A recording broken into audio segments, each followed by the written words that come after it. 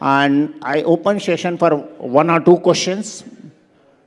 If any questions are there. Yeah, Dr. Rajgopal.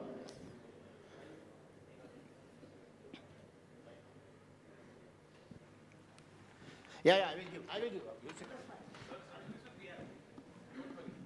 It was wonderful listening to you, and I just have one question that in these troubled times, especially COVID and now post-COVID, when everyone is limping back slowly to normalcy, how do you see the importance of DEI in all that you do?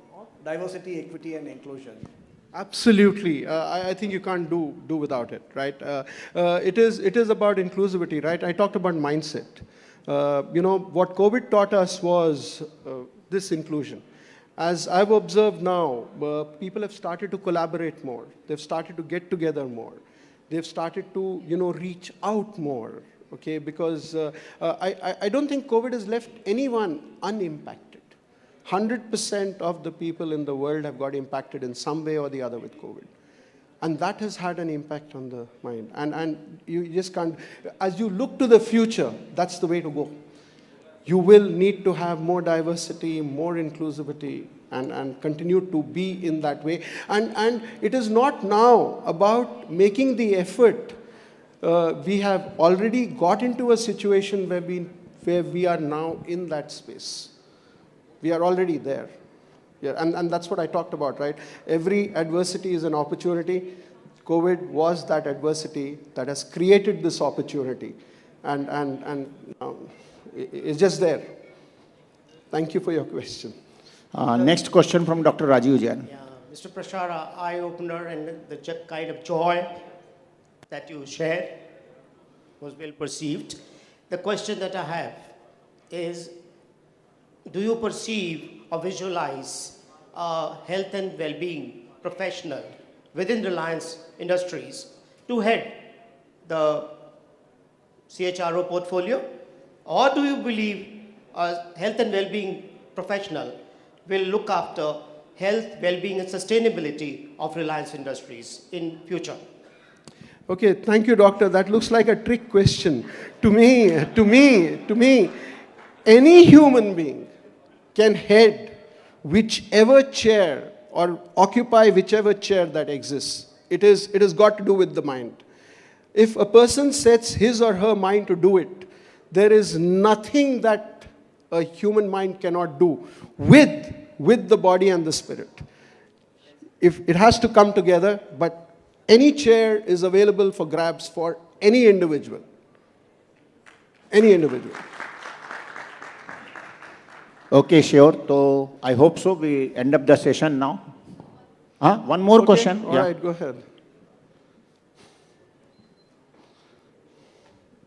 Sir, love the passion and the mindset. I wish, if you could conclude with one of your lifetime experiences during the entire scenario, which is very close to your heart. One of the stories, real lifetime story of your life before closing. One of my real lifetime stories during this COVID period. What touched me most was, okay, doctor mentioned that I am quasi-Delhiite, okay, so, and he mentioned that my wife is from Delhi, okay, so since he mentioned that, let me also let you into a little secret, as long as you promise not to let it go out of this room. You promise that? Yeah, you absolutely. Hand on heart, huh? Everybody. Okay, so I'm married. I'm married to a Delhi lady now. I can't call her a girl, who in age is a little elder to me, and she happens to be a Sindhi. And I was told very any Sindhis in this hall here? No, okay, so, and I was told, you're getting married to a Sindhi. Normally they say, if you see a Sindhi and a snake, you kill the Sindhi first, okay? But I've survived. I've survived here, okay? I've survived here. But on that, okay, I came back to Delhi, to my home. We have our home in Alaknanda here. And I wanted to get out for a morning walk to the Jahanpana forest. I went out for a walk, and just outside the gate on the left side, we have our cobbler.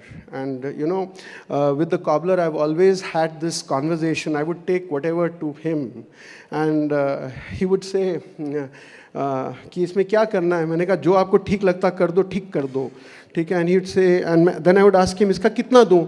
कहता आपको जो मर्जी है वो दे देना, ठीक है? That was my conversation with him. But when I walked out, I saw the lady sitting there, and I asked this lady, कहाँ है? कहाँ है? And she says, वो COVID ले गए. वो COVID ले गए. That stayed with me.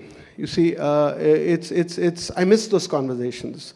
Every time I walk out of that gate, I remember that cheerful face. I remember this banter.